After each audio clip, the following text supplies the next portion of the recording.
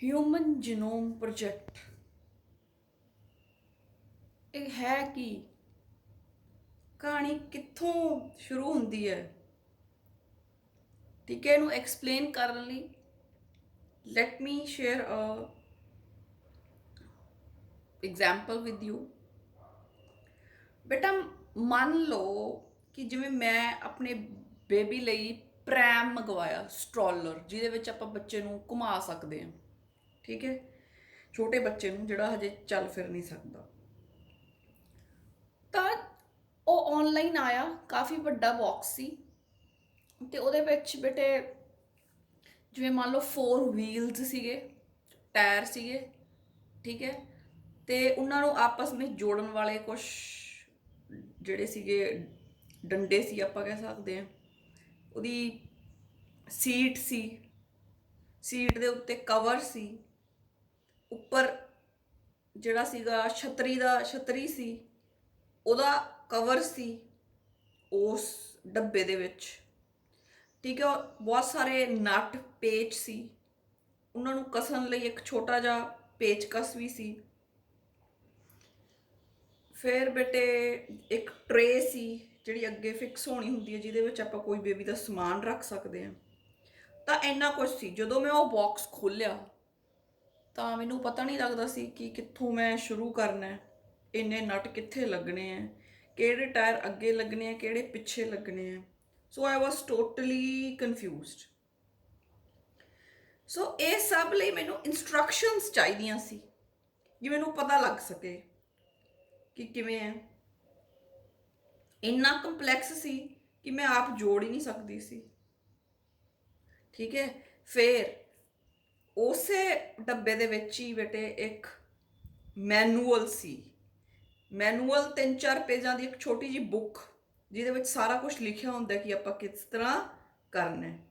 ਠੀਕ ਹੈ, ਫਿਰ ਮੈਂ ਉਹਦੇ ਸਟੈਪਸ ਦੇਖੇ, ਤਾਂ ਉਹ ਸਟੈਪਸ ਦੇ ਨਾਲ ਮੈਂ ਜਿਹੜਾ ਪ੍ਰੈਮ ਸੀ ਉਹ ਅਸੈਂਬਲ ਕਰ ਲਿਆ with the help of the instruction manual.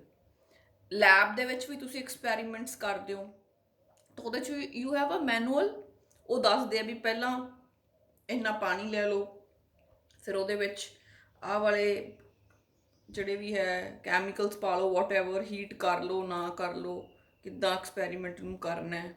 ਠੀਕ ਹੈ, ਤਾਂ ਉਹ ਸਾਰੇ ਸਟੈਪਸ ਸਮਝਾਏ, ਆਪਾਂ ਉਵੇਂ ਉਵੇਂ ਕਰ ਲੈਂਦੇ ਹਾਂ ਅਤੇ ਆਪਣਾ ਜਿਹੜਾ ਹੈਗਾ ਉਹ ਪ੍ਰੋਜੈਕਟ ਹੈ ਜਿਹੜਾ ਉਹ ਹੋ ਜਾਂਦਾ ਹੈ। ਠੀਕ ਹੈ ਬੇਟੇ। ਹੁਣ ਬੇਟੇ ਜੇ ਆਪਾਂ ਦੇਖੀਏ, ਸਿਮਿਲਰਲੀ ਜਿਹੜਾ human DNA is very complex. ਠੀਕ ਹੈ, ਆਪਾਂ ਉਹਦਾ ਸਟਰਕਚਰ ਦੇਖਿਆ ਕਿੰਨਾ ਕੰਪਲੈਕਸ ਹੈ ਨਾ। ਤਾਂ ਜਿੰਨਾ ਉਹ ਡੀਐਨਏ ਹੈ ਉਹਨੂੰ ਆਪਾਂ ਪਛਾਣਨਾ ਹੋਵੇ ਜੇ, ਠੀਕ ਹੈ, ਤਾਂ ਆਪਾਂ ਕਵਾਂਗੇ ਕਿ ਜਿਹੜਾ ਹੈ ਬੇਸ ਪੇਅਰਸ ਪਏ ਹੈ। ਉਸ ਤੋਂ ਬਾਅਦ ਆਪਾਂ ਕਹਿੰਦੇ ਆ ਵੀ it has codes for many proteins. ਠੀਕ ਹੈ, but we don't have any information about these codes. ਆਪਾਂ ਨੂੰ ਇਨਫੋਰਮੇਸ਼ਨ ਹੈ ਨਹੀਂ ਇਹਨਾਂ ਕੋਡਸ ਦੀ। ਹੁਣ ਬੇਟੇ ਕਈ ਲੋਕਾਂ ਨੂੰ ਬਿਮਾਰੀਆਂ ਹੋ ਜਾਂਦੀਆਂ, ਕਲਰ ਬਲਾਈਂਡਨੈਸ, ਫਿਨਾਈਲਕੀਟੋਨੂਰੀਆ, ਫਿਰ ਉਹ ਪਤਾ ਨਹੀਂ ਲੱਗਦਾ। ਠੀਕ ਹੈ, ਡੀਐਨਏ ਦੇ ਵਿੱਚ ਕਿੰਨੀਆਂ ਜੀਨਸ ਹੈ, ਕਿੰਨੀਆਂ ਫੰਕਸ਼ਨਲ ਹੈ, ਕਿੰਨੀਆਂ ਨਾਨ ਫੰਕਸ਼ਨਲ ਹੈ, ਕਿੰਨਾ ਡੀਐਨਏ ਦਾ ਪਾਰਟ ਐਕਟਿਵ ਹੈ, ਮੀਨਸ ਪ੍ਰੋਟੀਨਸ ਬਣਾਉਣ 'ਚ ਹੈਲਪ ਕਰਦਾ, ਕਿੰਨਾ ਇਨਐਕਟਿਵ ਹੈ। all the if we put all the information together in a book and everyone can see this। ਜਿਵੇਂ ਉਹ ਲੈਬ ਮੈਨੂਅਲ ਆਇਆ ਮੇਰੇ ਕੋਲ, ਇਨਸਟਰਕਸ਼ਨ ਮੈਨੂਅਲ ਆਇਆ, ਉਹਦੇ ਤੋਂ ਦੇਖ ਕੇ ਮੈਂ ਸਾਰੀਆਂ ਚੀਜ਼ਾਂ ਦਾ ਪਤਾ ਲਗਾ ਲਿਆ ਕਿ ਐਂ ਕਰਨਾ। ਕਿਉਂ ਨਾ ਜਿਹੜੀ ਹਿਊਮਨ ਦੇ ਜਿਹੜਾ ਡੀਐਨਏ ਹੈ ਉਹਦੀ ਸਾਰੀ ਇਨਫੋਰਮੇਸ਼ਨ ਵੀ ਇੱਕ ਮੈਨੂਅਲ, ਇੱਕ ਬੁੱਕ ਹੋਵੇ ਜਿਹਦੇ ਵਿੱਚ ਸਾਰਾ ਲਿਖਿਆ ਹੋਵੇ। ਠੀਕ ਹੈ, ਤਾਂ ਕਿ ਸਾਰੇ ਦੇਖ ਸਕਣ, ਡਾਕਟਰਸ ਉਹਨੂੰ ਦੇਖ ਸਕਣ ਤੇ ਪੇਸ਼ੈਂਟਸ ਦਾ ਇਲਾਜ ਕਰ ਸਕਣ। ਠੀਕ ਹੈ, so this is what we are going to study in this session, that is the human genome project. Now question is, what is a genome? The entire DNA in the haploid set of chromosomes of an organism। ठीक है, the entire set in a haploid set. कितना DNA पिया 23 chromosomes दे विच, right. कितना DNA है packed form च पिया इन दी 23 chromosomes. That study is done under the human genome project. So genome की हुंदा है? पूरा डीएनए जिहड़ा अपनी बॉडी दे विच पिया इन दी फॉर्म ऑफ 23 क्रोमोसोम्स। ਤੇ ਜਿਹੜਾ ਇਹ ਡੀਐਨਏ ਦਾ ਸਾਰਾ ਕੰਟੈਂਟ ਪਿਆ ਹੈ ਆਪਾਂ ਇਹਨੂੰ ਪਛਾਣਨਾ ਹੈ। ਠੀਕ ਹੈ, ਕਹਿਣ ਨੂੰ ਤਾਂ ਸਿੰਪਲ ਹੈ ਕਿ ਤੁਸੀਂ ਕਹੋਗੇ 4 ਬੇਸ ਪੇਅਰਸ ਹੈ ਤੇ ਉਹ ਇੱਕ ਦੂਜੇ ਦੇ ਨਾਲ ਲੱਗੇ ਹੈ, ਪਰ ਪ੍ਰੋਬਲਮ ਇਹ ਦੇਖਣਾ ਉਹ ਕਿਵੇਂ ਲੱਗੇ ਹੈ। ਠੀਕ ਹੈ, ਕਿੰਨੇ ਵਾਰ ਐਡੇਨਿਨ ਆਇਆ ਹੈ, ਕਿੰਨੇ ਵਾਰ ਥਾਇਆਮਿਨ ਆਇਆ ਹੈ, ਕੀ ਥਾਇਆਮਿਨ ਦੀ ਜਗ੍ਹਾ ਤੇ ਕੋਈ ਹੋਰ ਆਉਣਾ ਚਾਹੀਦਾ ਸੀ। ਇਹ ਸਾਰੀਆਂ ਚੀਜ਼ਾਂ ਦੇਖਣ ਲਈ ਦ ਹਿਊਮਨ ਜੀਨੋਮ ਪ੍ਰੋਜੈਕਟ ਵਾਸ ਅੰਡਰ ਟੇਕਨ।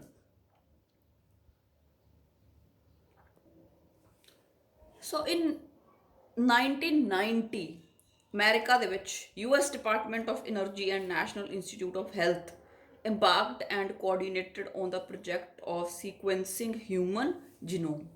ਤਾਂ ਬੇਟੇ ਇਹਨਾਂ ਨੇ ਸ਼ੁਰੂਆਤ ਕੀਤੀ ਹਿਊਮਨ ਜੀਨੋਮ ਪ੍ਰੋਜੈਕਟ ਦੀ ਅਮਰੀਕਾ ਦੇ ਵਿੱਚ ਕਿ ਇੱਕ ਬੁੱਕ ਬਣਾਉਣੀ ਹੈ ਜਿਹਦੇ ਵਿੱਚ ਹਿਊਮਨ ਦੇ ਜਿਹੜੇ ਜੀਨਸ ਹੈ, ਕ੍ਰੋਮੋਸੋਮਸ ਹੈ, ਉਹਨਾਂ ਬਾਰੇ ਸਾਰੀ ਇਨਫੋਰਮੇਸ਼ਨ ਸਟੋਰ ਕਰਨੀ। Human Genome Project is the effort in identifying the sequence of nucleotides and mapping of all the genes in the human genome।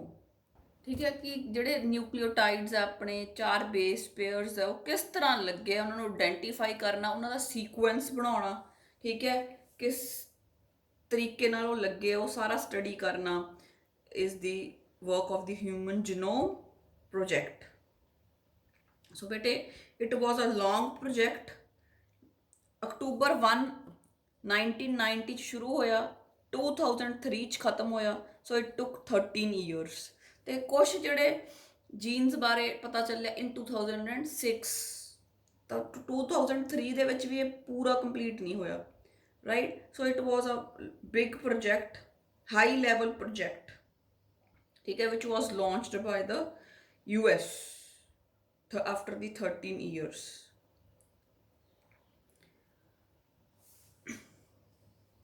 John Craig Venter, he is the first scientist to sequence human genome। मतलब ਦੱਸਿਆ ਕਿ human genome ਦੇ ਵਿੱਚ ਕਿਸ ਤਰ੍ਹਾਂ ਦਾ ਜਿਹੜਾ ਹੈ base pairs ਦਾ arrangement ਹੈ ਤੇ ਉਹ ਸਾਰੀਆਂ ਚੀਜ਼ਾਂ ਕਿੰਨੇ ਜੀਨਸ ਹੈ, ਕਿਵੇਂ ਪਏ ਹੈ। So human genome contains 3 × 10⁻⁹ base pairs।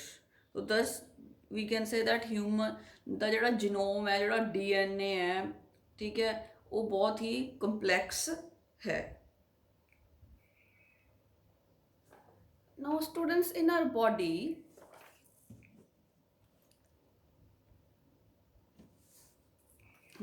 99.9% of the DNA is same। that means ਮੇਰਾ ਤੇ ਤੁਹਾਡਾ DNA 99.9% ਸੇਮ ਹੈ। ਸਿਰਫ 0.1% ਦਾ ਡਿਫਰੈਂਸ ਹੈ, ਡਿਫਰੈਂਟ ਹੈ। ਮਤਲਬ ਸਭ ਦਾ DNA ਹੈ ਜਿਹੜਾ ਉਹ 99.9% ਸੇਮ ਹੈ, only 0.1% is different। and this 0.1% is so different as a pen is different from a mango।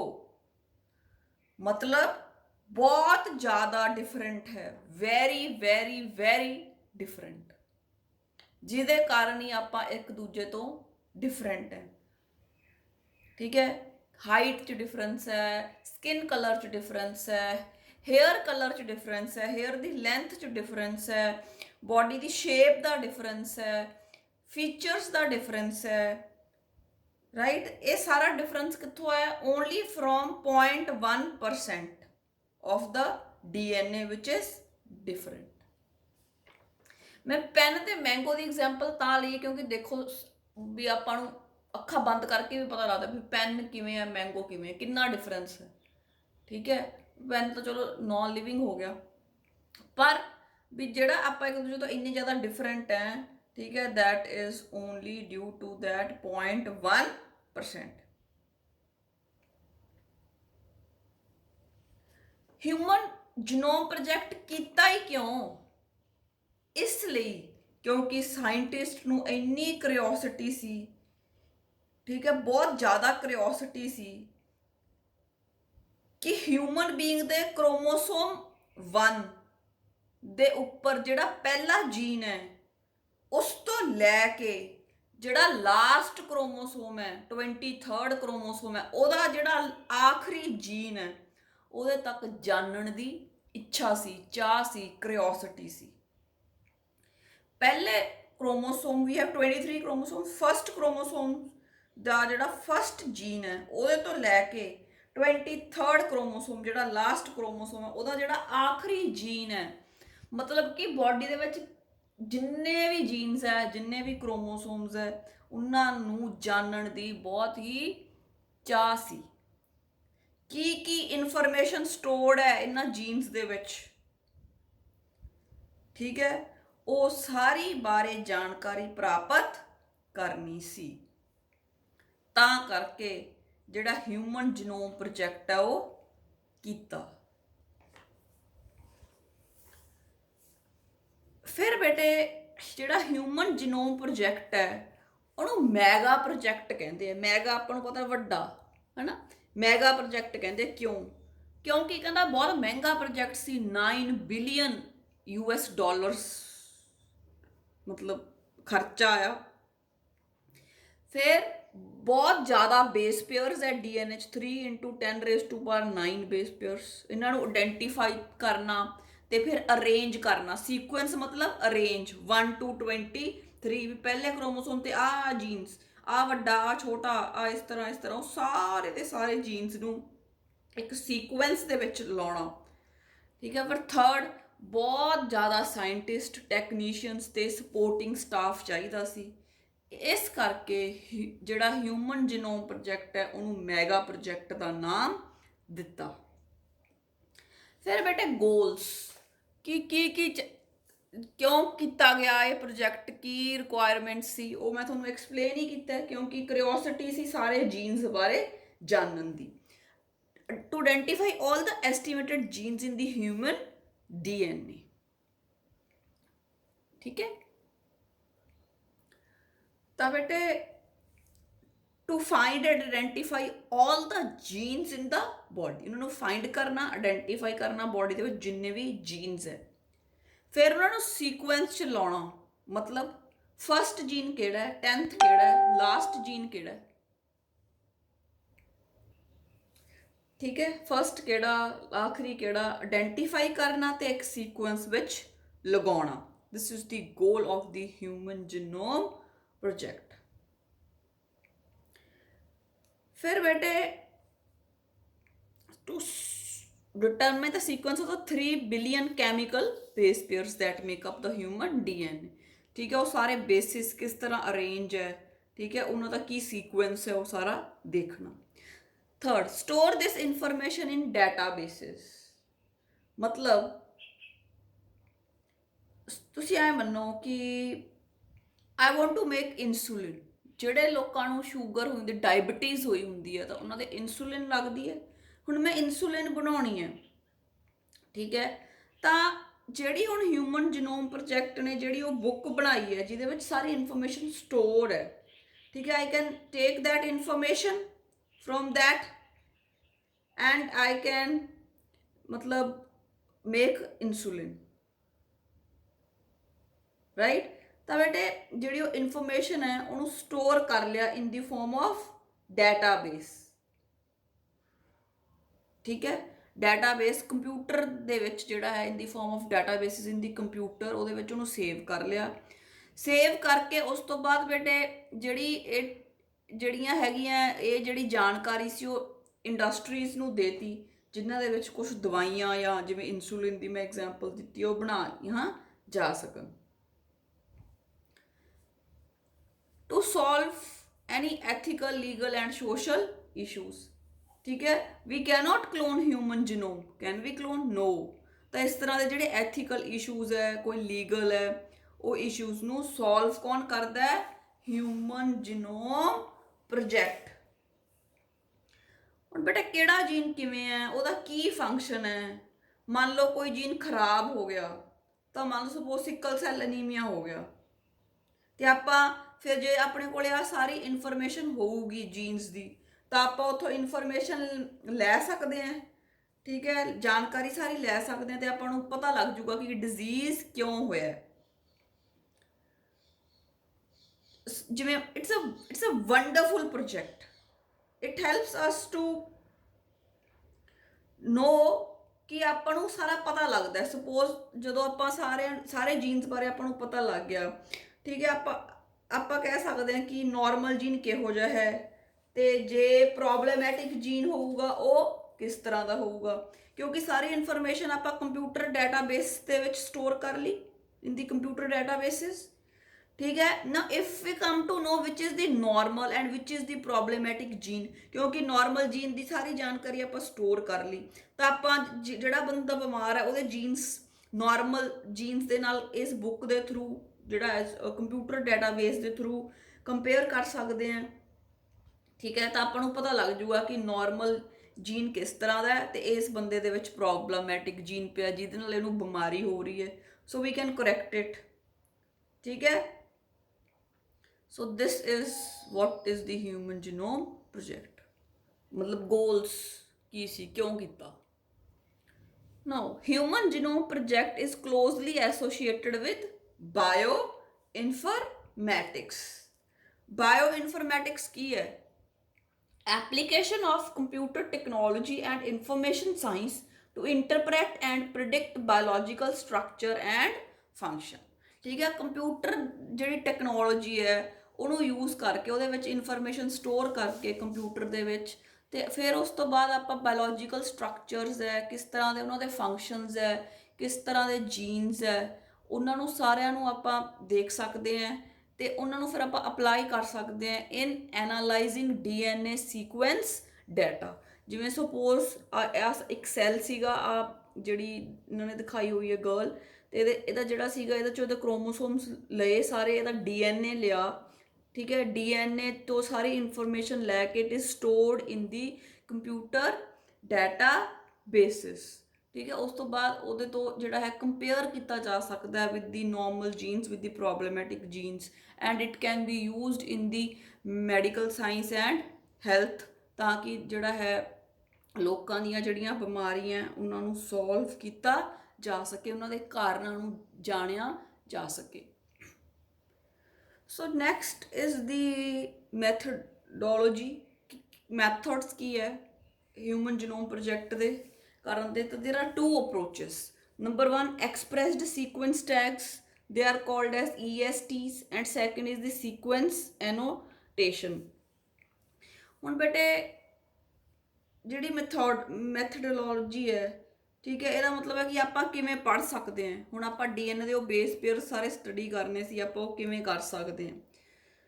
ਤਾਂ ਕਿਸੇ ਵੀ ਚੀਜ਼ ਨੂੰ ਪੜ੍ਹਨ ਦੇ ਦੋ ਤਰੀਕੇ ਹੁੰਦੇ ਆ। ਮੈਂ ਤੁਹਾਡੀ ਐਗਜ਼ਾਮਪਲ ਦੇ ਕੇ ਐਕਸਪਲੇਨ ਕਰ ਰਹੀ ਹਾਂ। ਪਹਿਲਾ ਤਰੀਕਾ, ਤੁਸੀਂ ਚੈਪਟਰ ਨੂੰ ਚੰਗੀ ਤਰ੍ਹਾਂ ਪੜ੍ਹਿਆ, ਸਾਰੀ ਥਿਊਰੀ ਸਮਝੀ, ਠੀਕ ਹੈ, ਉਹਨੂੰ ਥੋੜਾ ਬਹੁਤਾ ਲਰਨ ਕੀਤਾ, ਤੇ ਫਿਰ ਤੁਸੀਂ ਉਹਦੇ MCQs ਕੀਤੇ। ठीक है, दूसरा तरीका, तुसी फटाफट मेन चीज़ां देखियां जिहड़ियां मैं क्लास दे विच अंडरलाइन कराइयां सी, ते MCQ करने शुरू करते, पूरा चैप्टर नहीं पढ़िया। तो तुहाडे कोले दो तरीके है। ठीक है, एक सारा चंगी तरह करना सारियां चीज़ां नूं, एक उत्तों इंपॉर्टेंट देख लेना ते पूरा चैप्टर ना पढ़ना।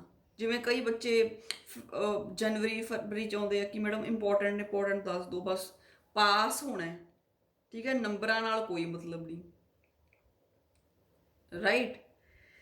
तो इस तरह नाल बेटे इत्थे भी जड़ियां है, we have two methods.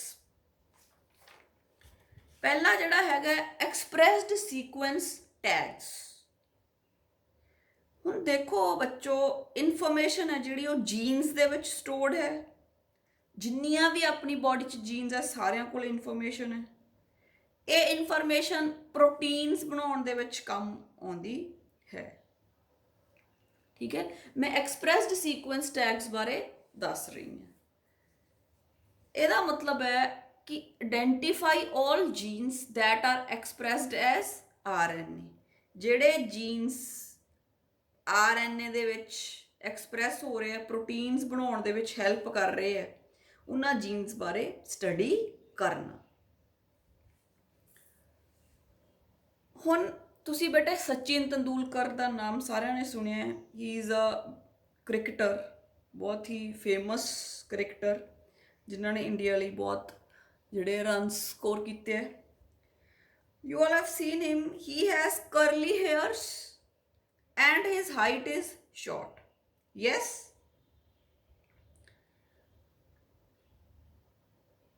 This is the expressed sequence tags.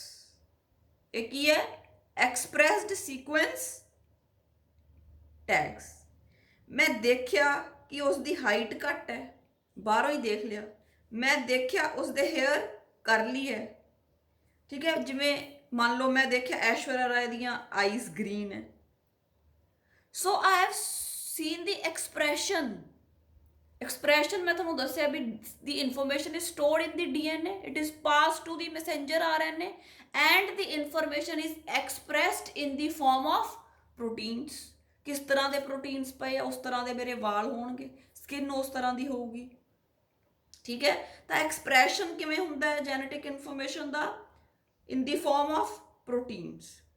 तो बाहरों मैं देखा कि ਉਹਦੀਆਂ ग्रीन आईज है, ਉਹਦੇ करली हेयर है, सारे लिए कौन रिस्पोंसिबल है? Proteins. So I saw the expression. Chris Gayle है, हिज स्किन इज डार्क, ठीक है। किसी दी हाइट किवें है, स्किन कलर किवें है, this is the expression. And when I see the expression I call it as expressed sequence tags। जो मैं उन्होंने बाहरों देखती हैं, ठीक है। I am studying the expression of the genes, ठीक है।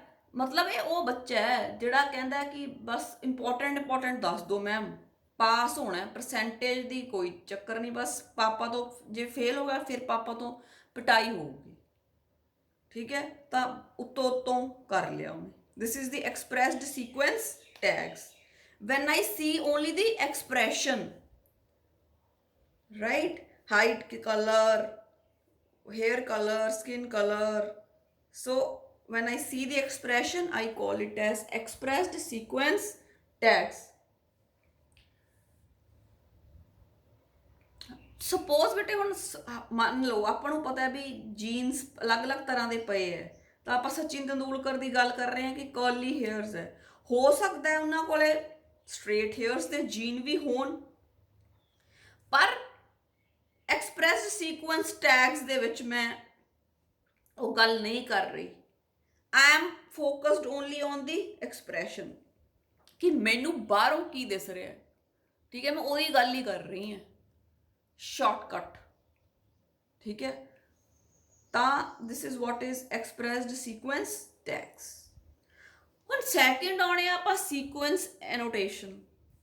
हुण ये बेटे ये वो बच्चा है जिहड़ा एक एक चीज़ बुक की अंडरलाइन कर रहा है, उन्होंने पूरी डिटेल कर रहा है, उसकी पूरी थ्योरी पढ़ रहा है, उन्होंने समझ रहा है, फिर जाके MCQ करूँगा, भी कुछ भी नहीं छड्डूगा वो, ठीक है। तो this is the sequence annotation.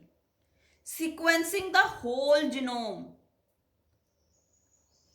ठीक है, सारे का सारा DNA नूं सीक्वेंस दे विच लाउणा, पढ़ना, समझना, ठीक है। मैनू कोई फर्क नहीं बाहरों किवें है, स्किन का कलर लाइट होवे, डार्क होवे, आईज ब्लू, ग्रीन, ब्लैक होन, हेयर करली होन, स्ट्रेट होन, बाहरों जिवें मर्जी होवे, मैं अंदरों सारा जिहड़ा जीनोम है उसकी सीक्वेंसिंग करके उन्होंने स्टडी करना है।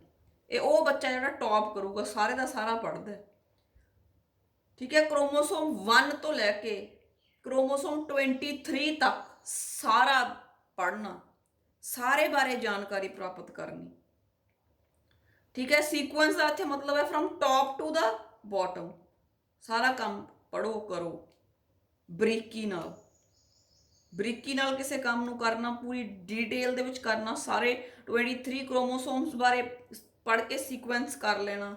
ਦਿਸ is called as sequence annotation, right?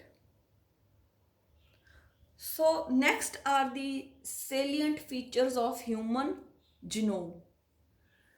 So beta, human genome contains 3164.7 million nucleotide bases, we know this.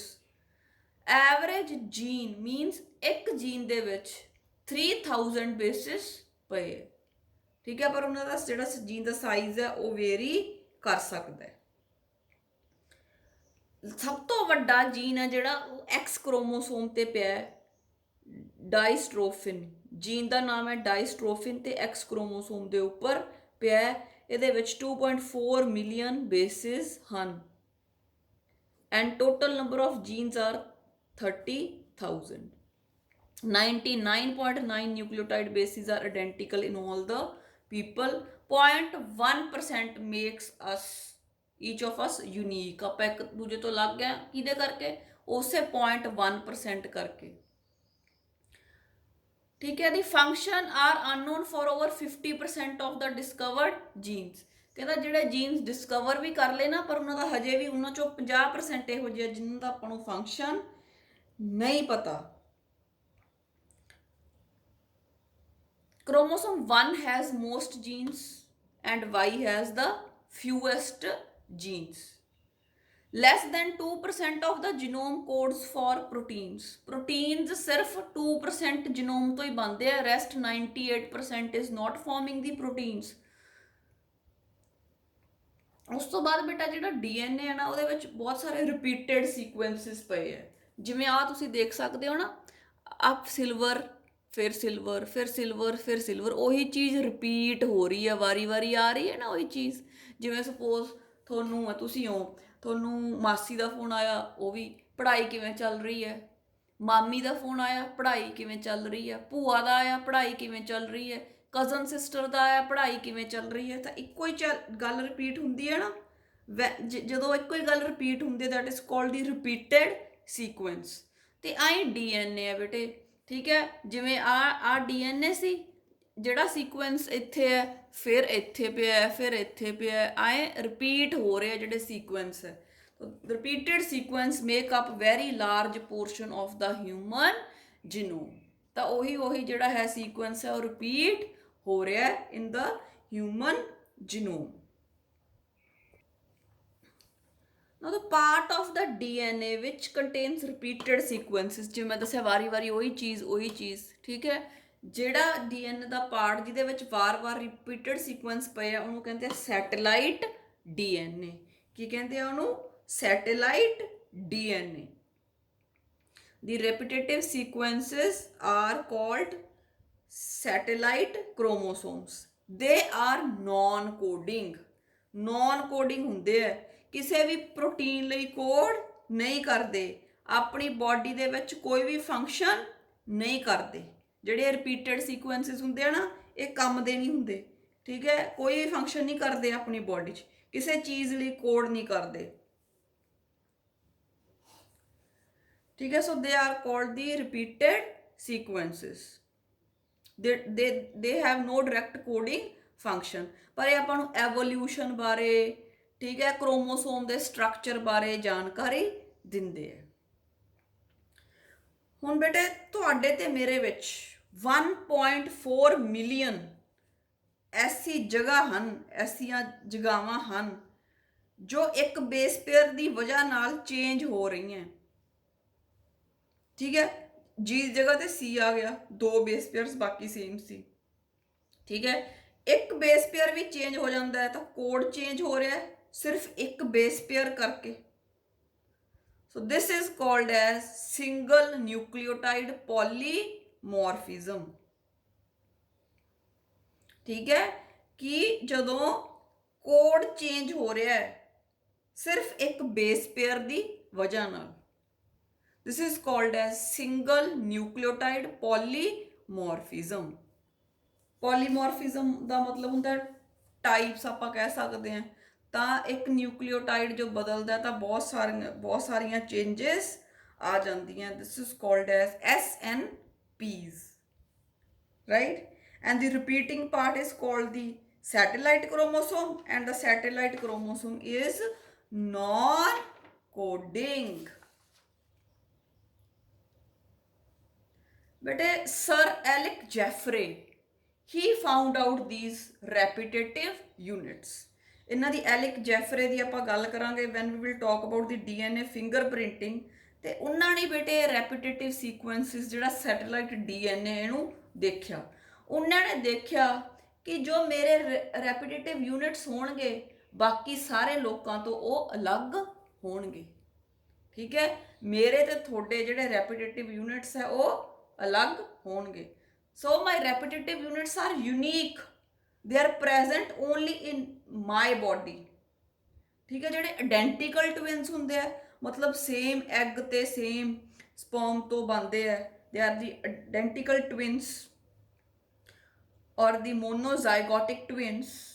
ਠੀਕ ਹੈ, they have the same repetitive units. ਪਰ ਬਾਕੀ ਸਾਰੀ ਦੁਨੀਆ ਦੇ ਵਿੱਚ ਜਿਹੜੇ ਸੈਟੇਲਾਈਟ DNA ਕਹਿ ਲਓ, ਇਹ ਰੈਪੀਟੇਟਿਵ ਯੂਨਿਟਸ ਕਹਿ ਲਓ, ਸੀਕੁਐਂਸ ਕਹਿ ਲਓ, ਠੀਕ ਹੈ, ਇਹ ਜਿਹੜੇ ਹੈ ਉਹ ਡਿਫਰੈਂਟ ਹੁੰਦੇ ਆ। ਤਾਂ ਹੀ ਆਪਾਂ ਇੱਕ ਦੂਜੇ ਤੋਂ ਡਿਫਰੈਂਟ ਹੈ, ਆਪਾਂ ਯੂਨੀਕ ਹੈ।